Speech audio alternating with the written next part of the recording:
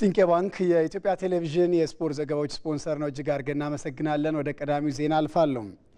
የኢትዮጵያ አትሌቲክስ ብሔራዊ ቡድን አሰልጣኞችና አትሌቶች የመምረጫ መስፈርት ይፋ ተደረገ። የኢትዮጵያ አትሌቲክስ ፌዴሬሽን አሰልጣኞች የሚመረጡበትን መስፈርት በተመለከተ ከአሰልጣኞችና ባለሙያዎች ጋር ውይይት አካሂዷል። ኢትዮጵያ በምትሳተፍባቸው ዓለም አቀፍ መድረኮች ብሔራዊ ቡድኑን በአሰልጣኝነት የሚመሩ ባለሙያዎች የሚያስመርጧቸው የአትሌቶች ብዛት ዋና መለኪያው ሆኗል።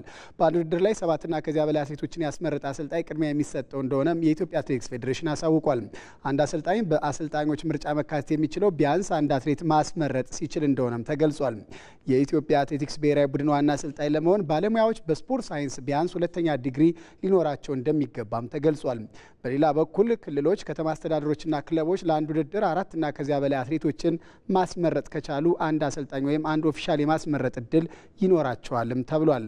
በተመሳሳይ የሚመረጡ አትሌቶች ወቅታዊ ብቃት፣ ርቀቱ የሚጠይቀውን ሚኒማ ማሟላትና እንደ የውድድሮቹ አይነትና ደረጃ ፌዴሬሽኑ ያስቀመጣቸውን መስፈርቶች ማሟላት ግዴታ መሆኑም ተቀምጧል። የኢትዮጵያ አትሌቲክስ ፌዴሬሽን ፕሬዝዳንት ኮማንደር ስለሺ ስህን መመሪያውን ለመተግበር ጊዜ የሚወስድ ቢሆንም ውድድር በመጣ ቁጥር ሲያጨቃጭቅ የነበረውን የአሰልጣኞችና የአትሌቶች የምርጫ ጉዳይ ለመፍታት ሁነኛ አማራጭ እንደሚሆንም ነው የተነገረው።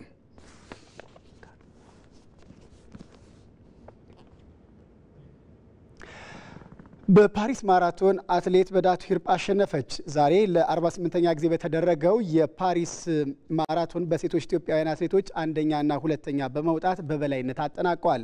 አትሌት በዳቱ ሂርጳ አንደኛ ስትወጣ ርቀቱን ለማጠናቀቅ 2 ሰዓት ከ20 ደቂቃ ከ45 ሰከንድ ወስዶባታል። አትሌት ደራዲዳ ደግሞ ሁለተኛ ወጣለች። 2 ሰዓት ከ20 ደቂቃ ከ49 ሰከንድ ደራዲዳ ርቀቱን ለመጨረስ የወሰደባት ጊዜ ነው። በወንዶች ኬንያዊ አትሌት በርናርድ ቢዮ በአንደኝነት አጠናቋል። ባለፈው ዓመት በተደረገው ውድድር ኢትዮጵያዊው አትሌት ሙሉጌታ ኡማ አሸናፊ እንደነበር አይዘነጋም። የኢትዮጵያ ፕሪሚየር ሊግ 5ኛ ሳምንት ጨዋታዎች ከዛሬ ጀምሮ ይደረጋሉ። ዛሬ 2 ጨዋታዎች ሲደረጉ ወልዋሎ ዓዲግራት ዩኒቨርሲቲ ከስሁል ሽረ፣ ሀዲያ ሆሳዕና ከመቀለ ሰባ እንደርታ ጨዋታቸውን ያከናውናሉ። ሁለቱ ወራጅ ቀጠና ላይ የሚገኙት ወልዋሎ ዓዲግራት ዩኒቨርሲቲና ስሁል ሽረ የሚያደርጉት ጨዋታ ቀን 9 ሰዓት ሲል ይጀምራል። ሀዲያ ሆሳዕና ከመቀለ ሰባ እንደርታ ደግሞ 12 ሰዓት ሲል የሚጀምር ጨዋታ ነው። ነገ 3 ጨዋታዎች የሚደረጉ ሲሆን ቅዱስ ጊዮርጊስ ከኢትዮጵያ ንግድ ባንክ ረፋድ 3 ሰዓት ከ30፣ እንደዚሁም ሲዳማ ቡና ከባህር ዳር ቀን 9 ሰዓት፣ ሐዋሳ ከተማ ከወላይታ ዲቻ አመሻሽ 12 ሰዓት ላይ የሚደረጉ ጨዋታዎች ናቸው። የትምህርት ቤቶች ውድድር በከተማ የሚገኙ መምህራንና ተማሪዎችን እርስ በርስ በማቀራረብ ሚናው ከፍተኛ እንደነበር ተገለጸም። 10ኛው ከተማ አቀፍ የመምህራንና የተማሪዎች የስፖርት ሊግ ውድድር በአዲስ አበባ ስታዲየም ፍጻሜውን አግኝቷል። አዲስ የሸዋስ ተጨማሪ ዘገባ አዘጋጅቷል። ከተማ ወጣቶችና ስፖርት ቢሮ ከአዲስ አበባ ትምህርት ቢሮ ጋር በመተባበር ያዘጋጀው 10ኛው ከተማ አቀፍ የመምህራንና የተማሪዎች ስፖርት ሊግ ውድድር በአዲስ አበባ ስታዲየም ፍጻሜውን አግኝቷል። የትምህርት ቤቶች ስፖርት ሊግ ውድድርን ባህል በማድረግ ጤናማ ንቁና ብቁ ትውልድን መፍጠር በሚል ሲካሄድ የቆየው የመምህራንና የተማሪዎች ስፖርት ውድድር በ11 ክፍለ ከተሞች የሚገኙ ተማሪዎችና መምህራን በ10 የስፖርት አይነቶች ተካፋይ ሆነውበታል። ውድድሩ በከተማው የሚገኙ መምህራንና ተማሪዎችን ያቀራረበ እንደነበር የትምህርት ቢሮ ኃላፊው ዶክተር ዘላለም ሙላቱ ተናግረዋል። በተማሪዎችና ተማሪዎች መካከል በትምህርት ቤትና ትምህርት ቤት ክፍለ ከተማ ከክፍለ ከተማ እርስ በርሳቸው የሚተዋወቁበት የሚወዳጁበትና የሚገናኙበት መድረክ ስለሆነ ትርጉሙ በጣም ሰፊ ነው ማለት ነው። በውድድሩ የተካፈሉ ተማሪዎች የትምህርት ቤቶች ውድድር መዘጋጀቱ እርስ በርስ እንዳቀራረባቸው ተናግረዋል። እዚህ ጋር በመጣበት ጊዜ የተለያየ ህብረተሰብ፣ የተለያየ ትምህርት፣ የተለያየ መምህር እንዲሁም ደግሞ የተለያዩ ተማሪዎች ስላሉ እርስ በርስ ግንኙነታቸው ጥሩ ነው ብዬ አስባለሁ። ይህ ድል በሚገኝበት ጊዜ በፊት ያልነበራቸውን ልምድ ለማዳበር ከዛም በተጨማሪ ደግሞ ራሳቸውን ለመጠበቅ ራሳቸውን ለአካላቸውም ሆነ ለጤንነታቸው ጥሩ አስተዋጽኦ ይሰጣል ብዬ አስባለሁ።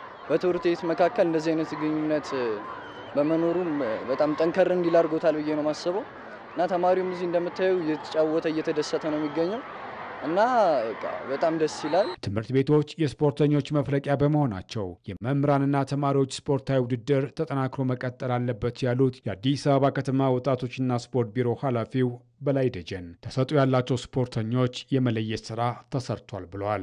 ወደፊት ሀገር ተረካቢ ትውልድን ከማፍራት ህፃናት፣ ወጣቶች ሜንታሊም ፊዚካሊም የበቁ ሆነው እንዲወጡ በማድረግ ረገድ አሁን እያደረግነው ያለነው ውድድር ትልቅ ሚና ያለው ስለሆነ ካስቀመጥነው አኳያ ተተኪ ምርጥ ስፖርተኞችን ለተለያዩ ክለቦች እንዲፈሩ በማድረግ በታዳጊ ፕሮጀክት እንዲታቀፉ በማድረግ ረገድም ትምህርት ቤቶች ትልቅ ሚና ያላቸው ስለሆነ በእነዚህ የውድድር ቀናት ተተኪ ምርጥ ስፖርተኞችን የተለያዩ ፌዴሬሽኖች እንዲለዩ በማድረግ በፕሮጀክት እንዲታቀፉ አድርገናል። በዚህ ውድድር ብቁ የሆኑ ስፖርተኞች በመላው ኢትዮጵያ ሻምፒዮና ከተማ አስተዳደሩን ይወክላሉ ተብሏል። የመላው ኢትዮጵያ ጨዋታ አለ። ለዚህ የመላው ኢትዮጵያ ጨዋታ ላይ እንደሚታወቀው ባለፈው የታዳጊ ፕሮጀክት ምዘና ውድድር ላይ ሀገር አቀፍ ላይ ሁለተኛ ነው የወጣነው እንደ አዲስ አበባ። በባህል ስፖርትም እንደዚሁ ተሞክሮ ሊሆኑ የሚችሉ ስራዎችን ሰርተናል። በሚቀጥለው ጅማ ላይ በሚደረገው የመላው ኢትዮጵያ ጨዋታ ላይ ደግሞ ከነዚህ ስፖርቶች ውድድር ላይ ተተኪዎችን እያፈራን እንገኛለን። በዚህም ደግሞ በማሳተፍ ውጤታማ ስራዎችን ለመስራት ዝግጅት እያደረግን ነው። በአዲስ አበባ ስታዲየም በተከናወነው የመምህራን የእግር ኳስ ፍጻሜ ጨዋታ ንፋስ ስልክ ላፍቶ ክፍለ ከተማ የካ ክፍለ ከተማን በመለያ ምት በማሸነፍ የዋንጫ ባለቤት ሆኗል። በተመሳሳይ የወጣቶችና ስፖርት ተቋም አመራሮች የትምህርት ተቋም አመራሮችን በእግር ኳስ ፍጻሜ አሸንፏል። አቃቂ ቃሊቲ ክፍለ ከተማ የውድድሩ አጠቃላይ አሸናፊ ሲሆን ቦሌ ክፍለ ከተማ የስፖርታዊ ጨዋነት የዋንጫ ተሸላሚም ሆኗል። በየስፖርት አይነቱ አሸናፊ ለሆኑ ክፍለ ከተሞች የሜዳሊያና የዋንጫ ሽልማት ተሰጥቷል።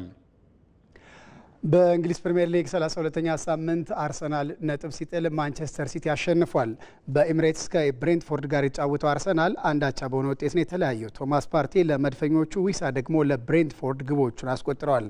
ሁለተኛ ደረጃ ላይ የተቀመጠው አርሰናል በሊጉ ካደረጋቸው ያለፉት 7 ጨዋታዎች ማሸነፍ የቻለው 2ቱን ብቻ ነው። ማንቸስተር ሲቲ ክሪስታል ፓላስን 5-2 በማሸነፍ ደረጃውን ወደ 4ኛ ከፍ አድርጓል። በኢቲሃድ በተደረገው ጨዋታ ኬቨን ደብሮይነ፣ ኦማር ማርሙሽ፣ ማቲ ኮቫችች፣ ኒኮ ኦርሊ እና ማኬቴ ግቦች አስቆጥረዋል። ኤዜና ክሪስ ሪቻርድስ ደግሞ የፓላስን 2 ግቦች ያስቆጠሩ ተጫዋቾች ናቸው። ኖቲንጋም ፎረስት በኤቨርተን 1-0 ተሸንፏል። አብዱላይ ዶኮሪ የግቧ ባለቤት ነው። ጨዋታዎቹ ዛሬም ቀጥለው ሲከናወኑ 10 ሰዓት ላይ ቼልሲ ከኢፕስዊች ታውን ሲገናኝ፣ ማንቸስተር ዩናይትድም ከሜዳው ውጭ ምሽት 12 ሰዓት ከ30 ላይ ከኒውካስል ጋር የሚገናኝ ይሆናል። የፕሪሚየር ሊጉ መሪ ሊቨርፑል ከዌስትሃም በተመሳሳይ 10 ሰዓት ላይ ጨዋታውን ያደርጋል። ሊቨርፑል በ73 ነጥቦች ፕሪሚየር ሊጉን እየመራ ነው። አርሰናል በ63 ይከተላል። ኖቲንጋም ፎረስት በ57 ነጥቦች 3ኛ ደረጃ ላይ ተቀምጧል። ማንቸስተር ሲቲ በ55 ነጥቦች 4ኛ ደረጃ ላይ ይገኛል። በስፔን ላሊጋ ባርሴሎና ሌጋኔሽን በማሸነፍ የሊጉን መሪነት ያጠናከረበትን ውጤት አስመዝግቧል። ምሽት 4 ሰዓት ላይ ከሜዳ ውጭ የተጫወተው ባርሴሎና 1-0 ሲያሸንፍ ሳንዝ በራሱ መረብ ላይ ብቸኛዋን ግብ ያስቆጠረ ተጫዋች ነው። ብላውግራናው ዛሬ ማድሪድ እስከሚጫወት ልዩነቱን ወደ 7 አስፍቷል። ማዮርካ ሪያል ሶሴዳድን 2-0፣ ላስ ፓልማስ ሄታፌን 3-1፣ ኤስፓኞል ሴልታ ቪጎን 2-0 አሸንፈዋል። ዛሬ ምሽት 5 ሰዓት ከ15 ላይ ሪያል ማድሪድ ከሜዳ ውጭ ከዲፖርቲቮ አላቬስ ጋር ይጫወታል። ባለፈው ሳምንት በሜዳው በቫሌንሺያ የተሸነፈው ማድሪድ ወደ ውጤት ለመመለስ በሚያደርገው ጨዋታ ከአላቬስ ከባድ ፈተና ይጠብቀዋል። አትሌቲክ ክለብ ከራዮ ቫይካኖና እንደዚሁም ሪያል ቤቲስ ከቪያሪያል ሌሎች የዛሬ ጨዋታዎች ናቸው። በጣሊያን ሴሪያ ኢንተር ሚላን ካሌሪን 3-1 በሆነ ውጤት አሸንፏል። በ32ኛ ሳምንት መርሃ ግብር በሜዳው ከካሌሪ ጋር ጨዋታውን ያደረገ ኢንተር ሚላን መሪነቱን ያጠናከረበትን ውጤት ነው ያስመዘገበው። ማርክ አርናቶቪች፣ ላውታሮ ማርቲኔዝ እና ያን ቢሼክ የኢንተርን ግቦች አስቆጥረዋል። ፒኮሊ ደግሞ የካሌሪን ብቸኛ ግብ አስገኝቷል። ከጨዋታው 3 ነጥብ ያገኘ ኢንተር ሚላን ሊጉን በ71 ነጥቦች እየመራ ይገኛል። በሌላ ጨዋታ ዩቬንቱስ ሊቸን 2-1 አሸንፏል። ኩፕሜኔሬስ እና ይልዲዝ የዩቬንቱስን ግቦች ሲያስቆጥሩ ባቺሮቶ የሊችን 1 ግብ አስገኝቷል። ቬኔሺያ ሞንዛን 1-0 በሆነ ውጤት ረቷል። በሮም ደርቢ ዛሬ ላዚዮ ከሮማ የሚገናኙበት ይጠበቃል። በስታዲዮ ኦሎምፒኮ የሚደረገው ጨዋታ ምሽት 3 ሰዓት ከ45 ሲል ይጀምራል። አታላንታ ከቦሎኛ፣ ፊዮረንቲና ከፓርማ ዛሬ የሚደረጉ ሌሎች ጨዋታዎች ናቸው።